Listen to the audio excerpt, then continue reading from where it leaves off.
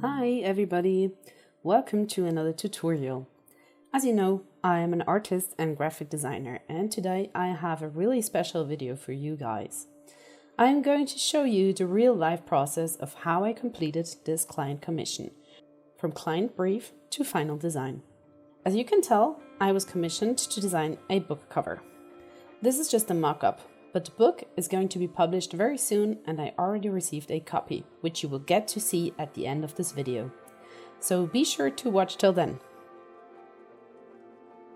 So let's start with the brief. My client is the author Eva Samina, and in her book she talks about building deep, intimate and loving relationships with a partner and with oneself. Very interesting subject, right? So this book is published by Kösel Verlag by Penguin Random House. The brief was to create a cover design that related to the content of the book, which is relationships, intimacy, and human connections between people of any gender. The client also shared the dimensions of the book, of course. So when you get a brief from the client, make sure to ask for the sizing, branding, colors, fonts, and all these elements that will be instrumental for the design. Okay, that was step 1. Step 2 is getting your reference together, and I use Pinterest for that. Here is the board that I created with the brief in mind. And I called it Deepening Love, the title of the book, therefore making it easier to find it later. Based on the brief and on the fact that I worked with Eva together in the past, I already had a vision for the design.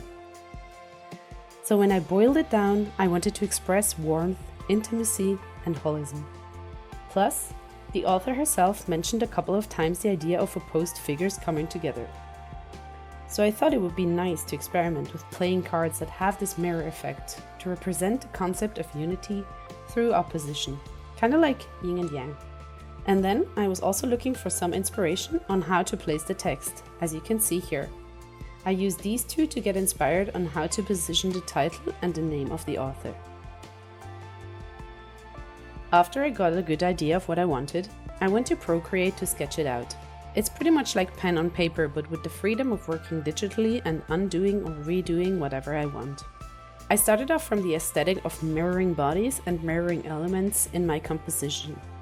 So if I quickly show you, I used a drawing guide that splits my page in half diagonally. And if you notice, the hands meet right along my diagonal. I sent this to the client, and while she was happy, she had a few notes. She really wanted to stress more the idea of gender inclusivity, gender neutrality, and gender acceptance. So this book is addressed to absolutely any couple, throuple, or group of people in any relationships, not just between a man and a woman.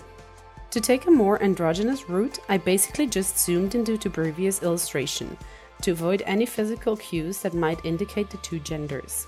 And now the human connection aspect became the focus. And notice that they are softly touching each other. They're not grasping onto each other. It is about being connected, but also free at the same time. In this final sketch, I also placed the text and used the font that the publisher sent me to use, which is Neutra. So now that my sketch is so advanced, I can vectorize it pretty easily. So let's jump into Vectornator for that. Let's start with a new document, and we're going to make a custom size. I also number my versions to keep track of the round of corrections that I'm going to make. I'm changing my units to millimeters, but in the upper left and in the description we're going to convert to inches as well. In the millimeters it's 170 by 240. Click Create and here we go.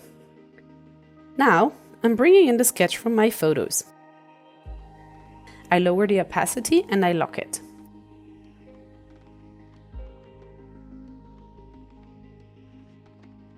Name all your layers to make your life easier down the line, and start adding new layers as you go.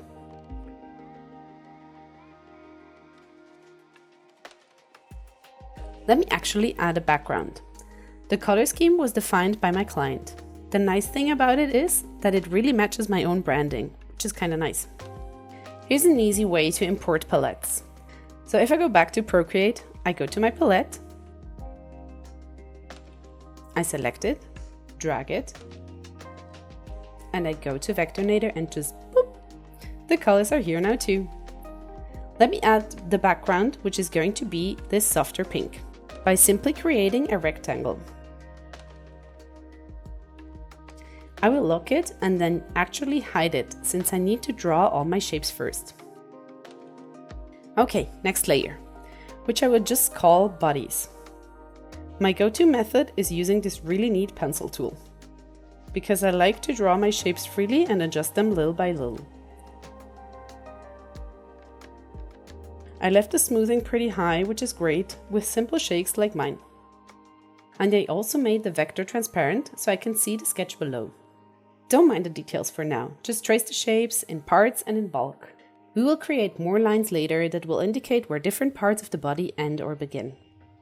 Now with the node tool, I adjust the node so the shape is smoother and it follows my sketch better. So here with the node tool, we're going super into details and we're refining every single line with a lot of precision. Once I have all the shapes, I select them and I'm actually going to unite them.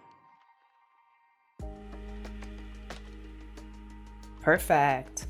Then, to create my second figure, I'm going to duplicate the shape I just drew. Turn off duplicate mode, otherwise you'll keep copying. Then flip and place in the correct position. Bam! Okay, let's see our colors. Let's see the background and change our characters to this darker pink.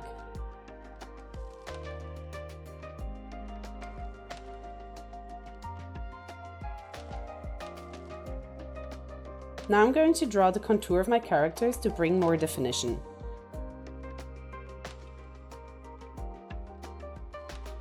Turn fill off, turn stroke on, and let's see what stroke width works best.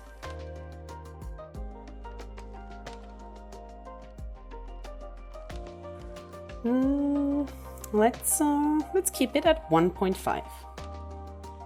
And now I'm using the pen tool because I want my lines to be as smooth as possible, and I am retracing my sketch. I know the pen tool is pretty tricky to master, but honestly, you do not need to master it. I use the pencil tool 90% of the time, but for these simple lines, the pen tool is actually pretty quick to figure out. These lines are very minimal and simple and very defining of my style. I think it comes from my background of graphic design that really influenced my aesthetics. Whoop, and this little one here as well. Yeah, it's going to make a lot of difference. Alright, let's bring the opacity up so you can see the effect a bit better. And actually, the lines are supposed to be light pink, just like the background.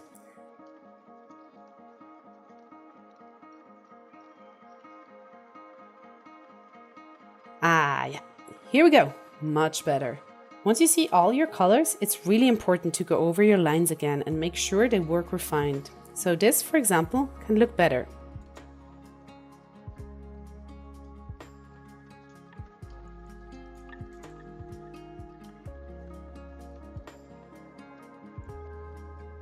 I will be adding the circle here in the middle, right above the background layer. And I'm going to pick this lovely dark blue. I hold down one finger to create a perfect circle. Oval, circle, oval, circle. You get what I mean. I'm going to hide it though, because first I want to finish my hand. We're going to create the same lines for the fingers, but for the color I will use this shade of blue because it's the effect we want to achieve. Since we've done so much work on the left side, let's just copy and flip to the other side like we did before. It would be silly to try to replicate it all we've done so far. If you hold one finger down, the rotation will snap every 45 degrees, so you can rotate perfectly at 180 degrees. I also copied the circle because this helps me align the two shapes perfectly. After, I decided to change the hands a bit. Instead of them fully touching, they are just grazing each other to further suggest the idea of connected intimacy and freedom. I used the same process as before, so nothing new. Now I'm creating all the little elements around my main character. So with the shape tool again, I made a second oval, which I'd like to call the orbit. It's not a perfect circle, because I wanted it to look like it's pulling towards the two figures, as if there is a force of gravity. And I want it to be oriented at 135 degrees. Just because my entire design is based on symmetry and so-called perfect angles.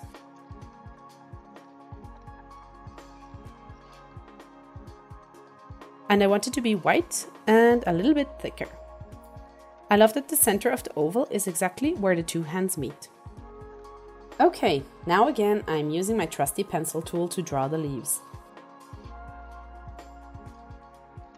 And I won't do any major adjustments. I'm already pretty happy with them and I want them to feel natural. And then I want to open the orbit where the leaves are, so I'm using the scissors tool to cut this here. Yep, that looks good.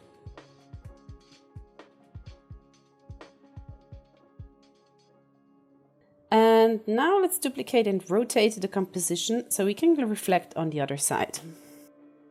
Although I usually flesh out my sketch up until this point, I decided to add a few more freestyle leaves where I feel like there's too much white space. And then I am reflecting them on the opposite side, of course. I'll also add some more circles around the two hands, sort of like a decorative element. Just like so. And I'm going to copy this a couple of times and give it a flowy, moving feel.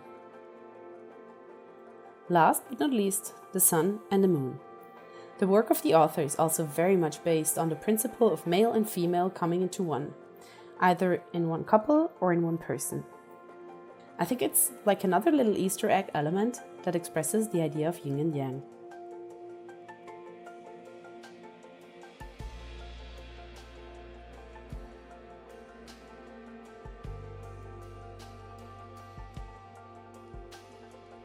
For the semi-crescent moon, use Boolean subtract.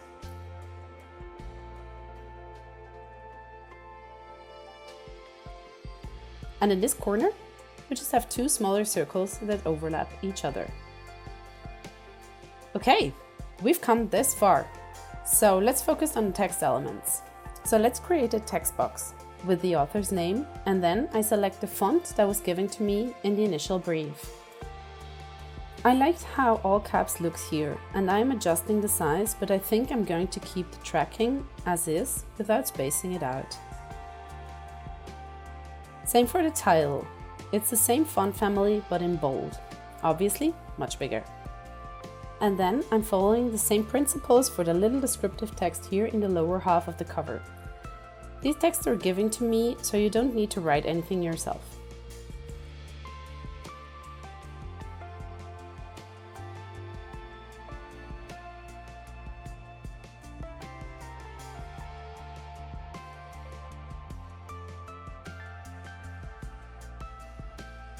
Okay, so here's the background again. And this is the final artwork. I also added some small wavy lines and some more dots to make the composition more interesting. You can share this file with the printer and they will apply any technical printing requirements to it, like the specific ISO standards and so on. But this is something that you need to verify with the publisher. I do not usually share editable files with my clients, so I'll just prepare a high-quality PDF. Make sure to select here CMYK because this is what we absolutely want for print files. What I find super handy is the send directly to mail option, so this PDF will automatically become an attachment. Here, I also prepared a mock-up for you, which is something you can also share with your client. I think it's a great way to visualize the final product. And here's the actual book. I honestly could not have been happier. It looks great and you can tell by the cover what topic this book is about, which is the main challenge, of course, and the most important part of the design process. Thank you so much for joining me today. I hope that after this video, you're ready to design your own book cover and send it to your client. Don't forget to like, comment, and subscribe if you enjoyed this video. Also, follow me on Instagram at Sandra.Staub. We have more tutorials coming soon, so stay tuned.